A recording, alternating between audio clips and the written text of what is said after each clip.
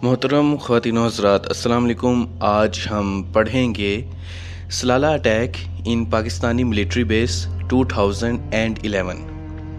America ने पाकिस्तान की 2 military bases पे KPK अफ़गानिस्तान बॉर्डर पर हमला किया था।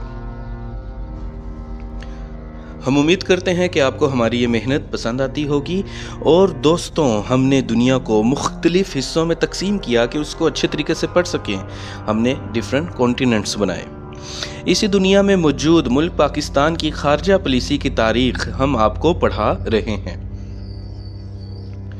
मोहतरम ख़वातीन व हज़रात, होता कुछ यूं है कि अमरीकी फोर्सेस पाकिस्तान के मिलिट्री बेस पर हमला कर देती हैं, जिनको सलाला अटैक के नाम से आज हम जानते हैं।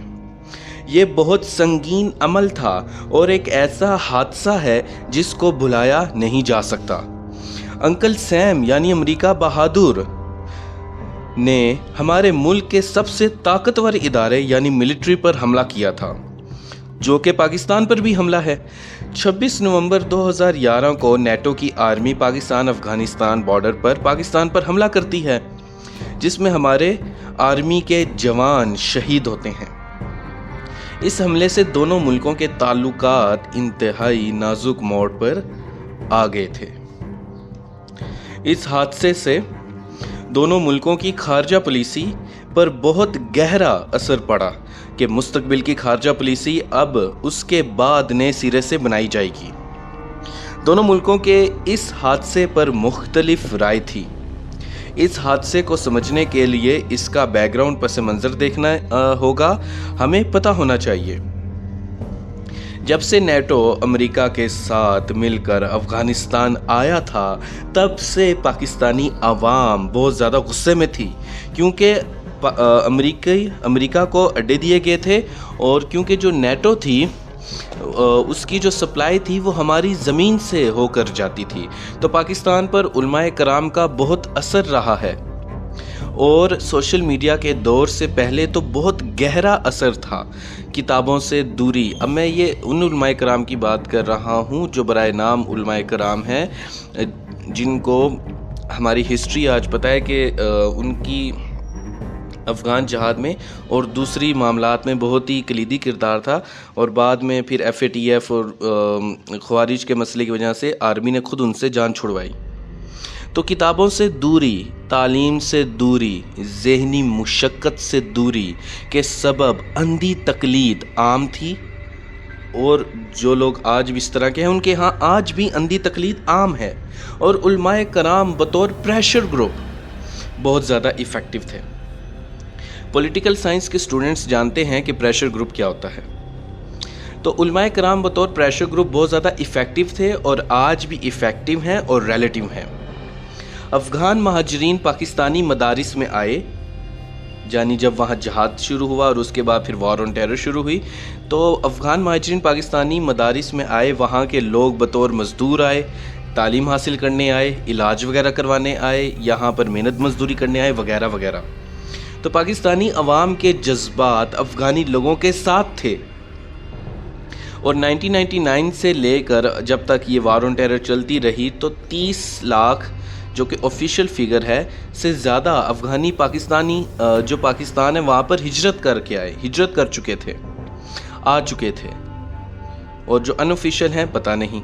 तो इस जंग के बाद, इस जंग के पाकिस्तान और उसकी सोसाइटी माशरे पर गहरे नफ्सियाती यानी साइकोलॉजिकल असरात रहे। तो अफ़गानिस्तान और इराक़ में अमरीकी जुल्म देखने के बाद पाकिस्तान की अवाम जज्बाती यानी इमोशनल थी कि वो अमेरिका बहादुर को दुनिया का सबसे बड़ा दहशतगर्द समझने लगे। और जैसे कि दुनिया के और भी ममालिक उसको समझते हैं, जबकि हम जानते हैं कि आज के आलमी निज़ाम में और हमेशा के आलमी निज़ाम में यानी वर्ल्ड ऑर्डर में ताकतवर का निज़ाम होता है और उसी की ताकत चलती आई है, और ताकत उसी के पास होती है जिसके पास जदीद ज़राए होते हैं यानी मॉडर्न टेक्नोलॉजी होती है, और उसके साथ ताकतवर मईशत होती है यानी स्ट्रॉन्ग इकोनॉमी होती है, और एक मजबूत मिलिट्री होती है। अमेरिका बहादुर के पास ये सब कुछ था और आज भी है, इसलिए वो दुनिया की सुपर पावर यानी सबसे बड़ा चौधरी है। और उसके वार क्राइम्स यानी जो जंगी उसकी जुर्म है, उस पर कोई भी उसको दहशतगर्द नहीं कहता, बल्कि जी हजूरी की जाती है और जी हजूर कहा जाता है। तो पाकिस्तान ने कहा कि आप हमसे माफ़ी मांगें कि आपने जो हमला किया है, आप हमसे माफ़ी मांगें और नेटो सप्लाई बंद करें, बंद कर देंगे हम। तो अमेरिका ने कहा कि हम आपकी इमदाद बंद कर देंगे, मदद करना बंद कर देंगे, मगर हालात बाद में बेहतर हो गए। लेकिन इस हमले के बाद दोनों मुल्कों की खारजा पॉलिसी पर गहरे असरात पड़े और आज भी हैं कि आज पाकिस्तान मिलिट्री के मामलात में चीन से ज़्यादा करीब है। यानी पाकिस्तान मिलिट्री अमेरिका की स्ट्रेटेजिक पार्टनर तो है, लेकिन अब चीन की भी स्ट्रेटेजिक पार्टनर है और बहुत ही ज़्यादा अच्छे तरीके से स्ट्रेटेजिक पार्टनर है। और रिसेंट जो अभी ऑपरेशन सिंदूर और उसके बाद बिनानुल मरसूस हुआ है, उसमें आप देख सकते हैं कि कैसे चाइनीज़ टेक्नोलॉजी ने और पाकिस्तान मिलिट्री ने मिलकर इंडिया और यूरोपियन टेक्नोलॉजी को शिकस्त दी है। पाकिस्तान के वजूद में आने के बाद से ही 1947 से ही पाकिस्तान अमरीकी ब्लॉक में शामिल रहा। 1945 से 1991 के दौर को सर्द जंग यानी कोल्ड वार का दौर कहा जाता है कि एक तरफ अमेरिका बहादुर अपने सरमायादाराना निज़ाम और जमहूरियत के साथ था यानी कैपिटलिज्म और डेमोक्रेसी, और दूसरी तरफ सोवियत यूनियन बहादुर अपने इश्तराकियत और तानाशाही के साथ था यानी कम्युनिज्म एंड डिक्टेटरशिप। तो पाकिस्तान अमेरिका के ब्लॉक में था। हम आपको सब कुछ तरतीब के साथ पढ़ा चुके हैं। आप history of foreign policy of Pakistan की प्लेलिस्ट में जाकर ये सब कुछ तरतीब से देख सकते हैं कि किस साल क्या क्या हो रहा था। तो 21वीं सदी के आगाज़ में 9/11 हो गया और मुस्लिम दुनिया की बर्बादी शुरू हो गई। हर बड़े मुस्लिम मुल्क को कमज़ोर किया गया और अपनी मर्ज़ी के हुक्मरान लाए गए। अगर ऐसा ना कर सके तो उस मुल्क की मईशत बर्बाद कर दी गई। 9/11 के बाद 2001 से पाकिस्तान और अमेरिका वार ऑन टेरर में एक दूसरे के साथ मिलकर लड़ रहे थे, खड़े थे। 1978 से 1988 का अफ़गान जहाद और फिर 2001 से लेकर 2021 तक की अफ़गान जंग ने पाकिस्तान को इतना नुकसान पहुंचाया कि जिसकी हद देखी जाए तो अकल दंग रह जाए, दिमाग फट जाए। पाकिस्तान के माशरे पर इसके असरात आज भी हैं। दूसरी तरफ हिंदुस्तान से जंगें, 1948 की जंग, 1965 की जंग, 1971 की जंग, 1980 की दहाई में सियाचिन की जंग, 1999 की कारगिल की जंग। तो पाकिस्तान हर वक्त कभी ना कभी किसी न किसी हालात में हालत जंग में ही रहा। कोई ऐसी दहाई नहीं गुजरी जिसमें हमने कोई जंग ना देखी हो। और इस चीज़ ने हमारे सोचने की सलाहियत बदल दी, हमारे मेंटल मॉडल्स बदल गए।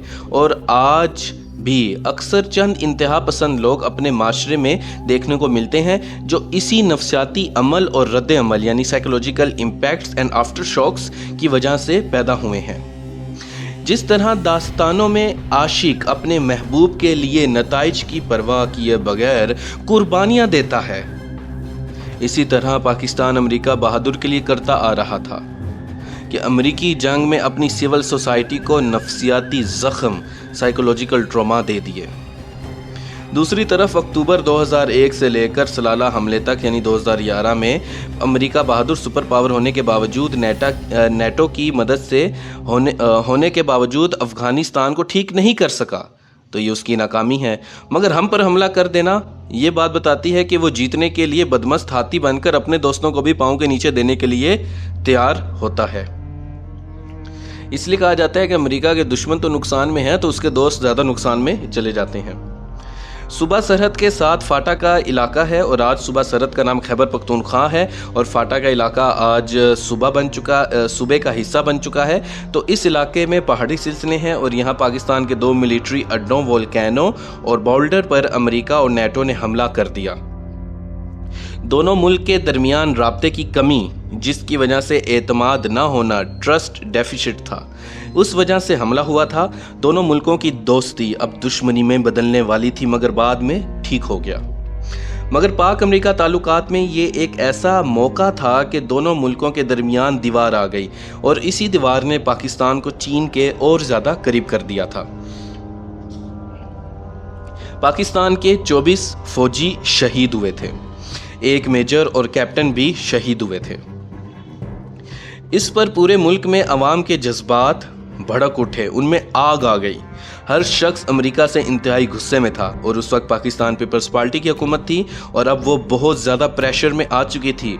रेमंड डेविस के सलाला अटैक, तो पीपल्स पार्टी पर बहुत ज़्यादा प्रेशर था। कुछ रिपोर्ट्स के मुताबिक 26 जवान शहीद हुए थे। खैर 26 हो या 24, शहादत होती है। अमेरिका का यह हमला पाकिस्तान की सालमियत 70 पर हमला तस्वुर हुआ था। पूरा मुल्क अमेरिका के इस हमले पर हैरान था। ये कोई इतना बड़ा एहसान फरामोश कैसे हो सकता है कि हमने आपके लिए अपनी सिविल सोसाइटी बर्बाद कर दी और आप बदले में हम पे ही हमला कर रहे हो। और अब दोनों मुल्कों में दरार आ चुकी थी। इसके बाद दोनों मुल्कों ने अपना मौक़िफ़ पेश किया, अपना स्टांस यानी कि दुनिया को बताया। अमेरिका ने कहा कि पाकिस्तान अफ़गान तालिबान की अमेरिका पर हमले की मदद कर रहा था और पाकिस्तान के ग्रीन सिग्नल देने के बाद ये हमला होने वाला था। पाकिस्तान ने इस बात से साफ इनकार कर दिया। अमेरिका ने तो और वजाहत दी, यानी ना तो और वजाहत दी और ना ही माफ़ी मांगी, क्योंकि 2001 में दुनिया में मुसलमानों को दहशतगर्दी समझा जाता था 9/11 के बाद, और उसके साथ हमदर्दी ना होने के बराबर थी। और मुसलमान दुनिया में कत्लेआम होता था, वो कहते थे ठीक हो रहा है, दहशतगर्द मर रहे हैं, और इस्लामोफोबिया अपने अरूज पर था। इसी हालात का अमेरिका बहादुर फ़ायदा उठाता था और अपनी लिबरल दहशतगर्दी करता था, जिसको छुपाता था आज़ादी, जमहूरियत, इंसानी हकूक़, औरत की आज़ादी के नाम पर छुपा देता था। तो 2001 से लेकर आज 2024 तक मुस्लिम दुनिया में जो लिबरल दहशतगर्दी देख रहे हैं, ये इसी तरह बहुत अरूज पर थी। अब तो दुनिया में हालात फिर थोड़े बेहतर हैं, इस्लामोफोबिया रिड्यूस हो रहा है, इस्लामोफोबिया के ऊपर बात हो रही है। लेकिन 2011 बल्कि 2015-16 तक तो ये बहुत ही पीक पे था और उसके बाद अब आहिस्ता आहिस्ता कम हो रहा है। तो 2001 से लेकर आज 2024 तक मुस्लिम दुनिया लिबरल दहशतगर्दी देख रही है। इंसानी हकूक़ पर हम सबका यकीन है, मगर जंग के ज़रिए नहीं। इसके बाद पाकिस्तान ने नेटो सप्लाई बंद कर दी और अमेरिका को काफ़ी माशी नुकसान उठाना पड़ा। फ़ी यूनिट अमेरिका के $87 ज़्यादा लगते थे, जिसको टोटल किया जाए तो बहुत बड़ी रकम बनती है। अगर हम देखें तो 3 जुलाई 2012 को इस हमले की अमेरिका ने ऑफिशियली माफ़ी मांग ली। पाकिस्तान ने 5 दिसंबर 2011 को होने वाली बॉन कॉन्फ्रेंस में भी शिरकत से इनकार कर दिया कि अफ़गानिस्तान से निकलने के मुतल्लिक कॉन्फ्रेंस थी कि किस तरह नेटो और अमेरिका अफ़गानिस्तान से निकलेंगे, उसके मुतल्लिक कॉन्फ्रेंस थी। पाकिस्तान ने कहा गो टू हेल। पाकिस्तान ने हर जगह अपना एहतजाज रिकॉर्ड करवाया था।